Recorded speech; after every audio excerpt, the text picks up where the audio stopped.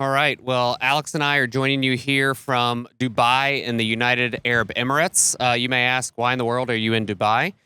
First off, after every election year, we take a trip as a team and celebrate. So we chose Dubai for our trip this year, and a couple folks on our team had a great idea of what if we did a survey of the people of the United Arab Emirates while we're here compared to how they think about the U.S. So we did that. But we also included the Kingdom of Saudi Arabia, Bahrain, and Qatar. And so we did the survey about the exact same time that we were running our U.S. national survey. So this is a special episode of our Pulse Pod. And really great to be here with the team. But also you can see the Burj Al Arab behind us. And it's just a really neat place. The weather is pretty incredible, but I don't think it will be in a few months. So this whole deck will be available on our website. That you can dive into like our normal decks with heat maps. We've got it divided out by country, religion, income, other factors. It's really, really fascinating. And I think one of the biggest things, Alex, that stuck out to me was when we were doing the research for this before we actually did the poll.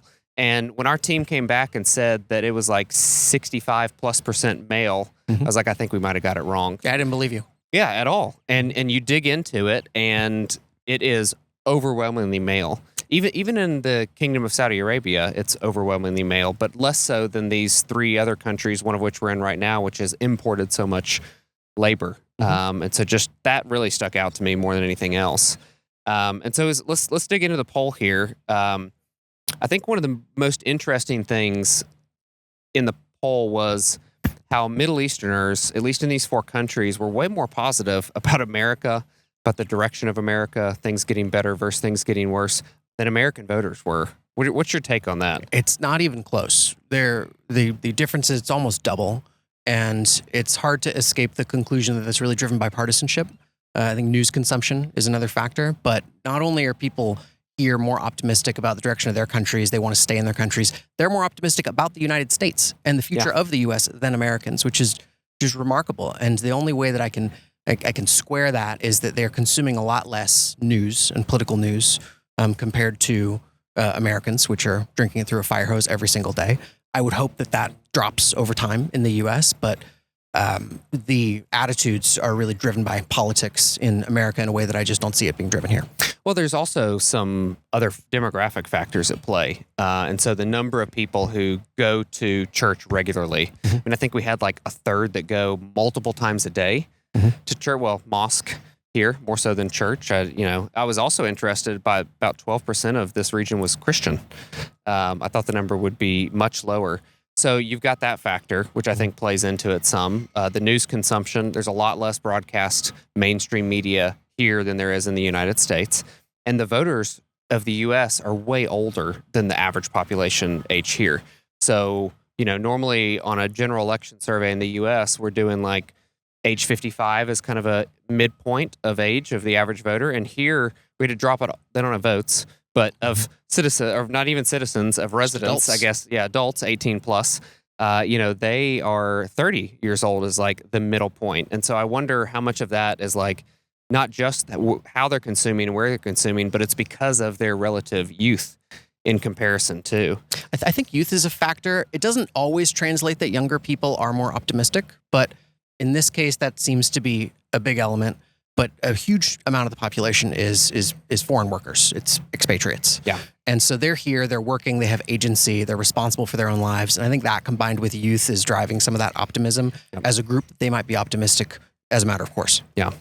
Another thing that really sticks out when you dig into the heat maps is the Kingdom of Saudi Arabia and Qatar are much more positive on their own direction of their country compared to Bahrain and UAE.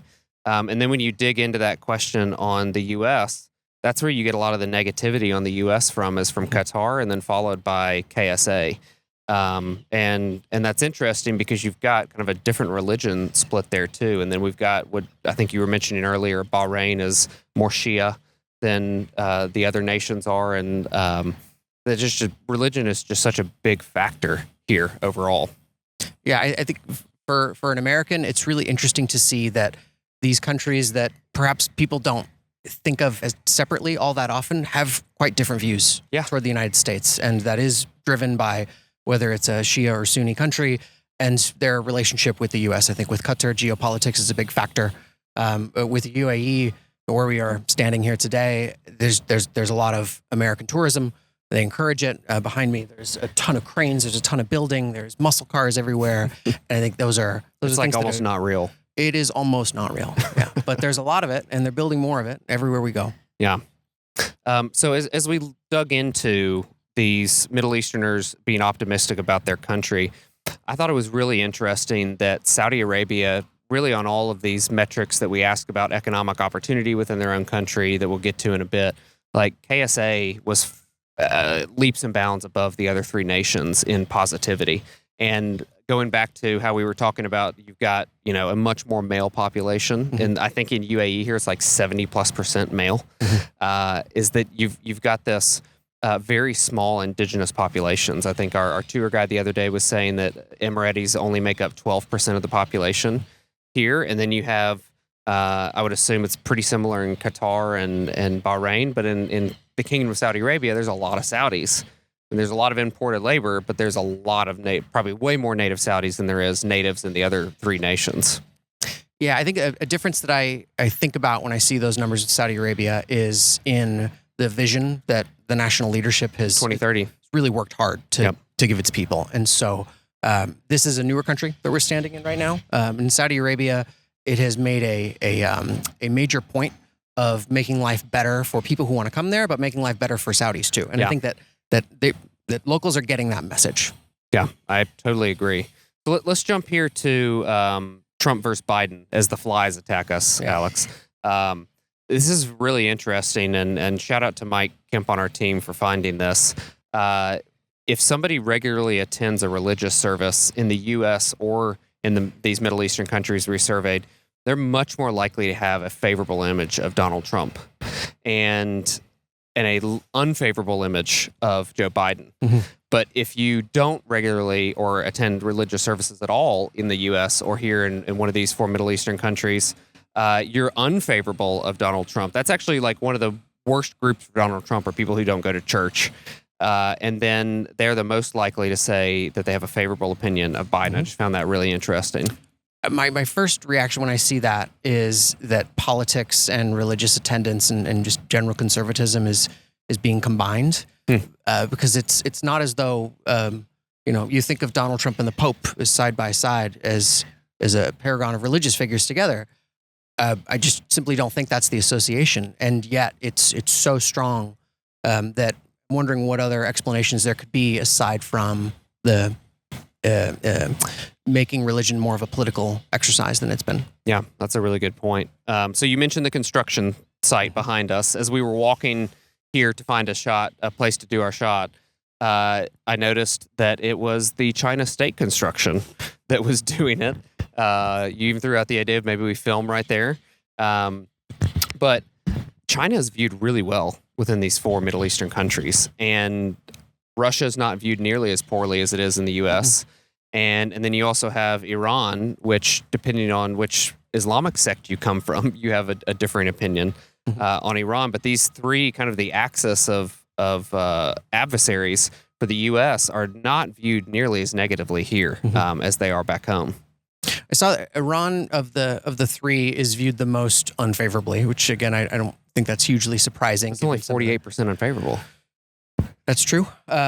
Russia and the U.S. are fairly close, I think within a couple of percent of each other, which was a little surprising to me. China is far and away the most favorably viewed among these. And I think that's because of investment. That's because of the cranes behind me and just the relationship that these countries have with each of them. And so what defines the relationship money also with Iran? Helps. Yeah, I mean, a little soft power, A little soft power. I don't think that Iran is exporting soft power to this region. It's exporting something else. And that's not something that these countries necessarily want to buy when compared against the United States or China. Yeah. Well, and then here it says the majority of Shia members of the Shia Islam sect view Iran favorably, which is makes a lot of sense because that is kind of known as the center of Shia Islam. Narrow majority, 56%. Yeah. You might think it would be higher, but totally agree. But they're not Iranians. There's probably not a ton of Iranians here. And then as you look at 2/3 of American voters say the U.S. is the world's leading superpower, which was really close to how it was viewed here in the Middle East. Mhm. So they like China more, but they still view the U.S. as the leading superpower. What's your take on that, or what stuck out to you there? I expected that number to be more lopsided in favor of China, and so it's notable that they like China. They view it favorably. They clearly have a relationship with it every day. If you're going around and you're seeing Chinese cranes, and yet by a 20+ point gap, they still view the U.S. as the leading superpower. Not as many as Americans view it, but still far and away the majority. Yeah, totally agree. All right, so Alex, you joined Cygnal several months ago from an NGO. So we asked about these because they've kind of been in the news lately. What was your take on the differences and similarities between the Middle Eastern countries and the U.S. on this topic? So it was remarkable. We asked how people view NGOs as being effective or not, and more people in the Middle East view NGOs as effective compared to the United States. Maybe they're more recipient of it? I associate that with age because it's a much younger sample. Half the people, again, are under 30. And we've seen that in some polling that we've done in the United States as well, is that you just know what an NGO is more often when you're younger. It's also indicative to me that there's more progressive attitudes than you might assume in a region that is very conservative. The United States also pays a lot of money in NGOs, and they've been in the news a lot. And so it's possible, maybe probable, that the attitudes are more negative now in the U.S. than they might have been 6 months ago or will be 6 months in the future. Well, while we're talking about money, we also asked about economic opportunity because, as I'd mentioned earlier, there's a lot of the folks here are here for economic opportunity because they're from Nepal and Myanmar and India and other places, Pakistan, to come get jobs here and send money home. And it was really interesting of how many folks here said that the economic opportunity was going to be better in their own country than abroad. It was most marked in the Kingdom of Saudi Arabia, where folks were very confident. And then you were mentioning something earlier about the U.S. number on this. Yeah, it's almost the same when you look at the combined region compared to the United States. It's within 0.5% of people that believe that their economic opportunities are better in the next 5 years if they remain in their country compared to moving abroad. And with so much migration in the world for economic reasons, I think it's really striking that this is a region where people are happy where they are. Yeah. People don't feel the need to go and seek economic opportunity in Europe or in the United States. They have it here. And it's easy as especially if you're in construction. if you're in the crane business, then you're making a lot of money. But there's a lot of wealth here, and it's not just for a playground for the rich. It's regular people that are coming here to make money. Yeah, it is. It's really interesting as you dig into on if Christians in this region not really excited about the direction of their country, which one of the four they came from here, and they do see that moving abroad would be a better reason for them. And I wonder how much of that is economic versus how much of it is religious, since you were mentioning that really strong intertwining of religion in this area, but also back in the States. Yeah, so we flew in on Ash Wednesday, and some members of our team went to Mass on one of the days that we were here, and it was a massive operation. But there aren't a whole lot of churches here. And, you can hear calls to prayer, and it may seem more secular compared to some other places in the Middle East that I've been to. But if you're devout Christian, then this is not a place where there's a lot of other devout Christians around. Yeah, that's a good point. So another point here, more than 6 in 10 adults living in the Middle East left their country of origin, likely in search of this opportunity. So that just shows you how huge that group of people is who came here. I mean, they were explaining on one of our tours that, if you wear your headdress a certain way and you've got a black band around it, I think is what I could be wrong, but like that means you're an Emirati. I have not seen very many of those. Yeah, neither have I. Seen lots of everything else you can think of, but not those. And so maybe they just they're not as part of society as much. They've got their own society compared to what we're all seeing here as tourists in Dubai, which I just found really interesting. It's an interesting social contract that seems to work for the people here. And whatever that contract is, it means that, at least in the UAE, you get 600 liters of petrol. Yeah, what are you going to do with that? That's a lot. And so keep it in the garage. There are some benefits that flow to you, but they're comfortable with a country that has many more people that are not their countrymen here. Definitely. So one of the last things that we'd asked about, or a couple, were what qualities that they saw as defining for America. And so, we've got a long list here that we asked about. whether it's being a military superpower. What were some of the other ones that we asked about here? Economic opportunity, global leadership, technological innovation, diplomacy, controversy, cultural influence, unpredictability. On every single one of these, the United Americans associate the U.S. more with each of these qualities. Yes, than people in the Middle understandably. East. I mean, Understandably. it's our country. It is, but when I read that, Americans are very, very aware of our own flaws, and we think about them a lot.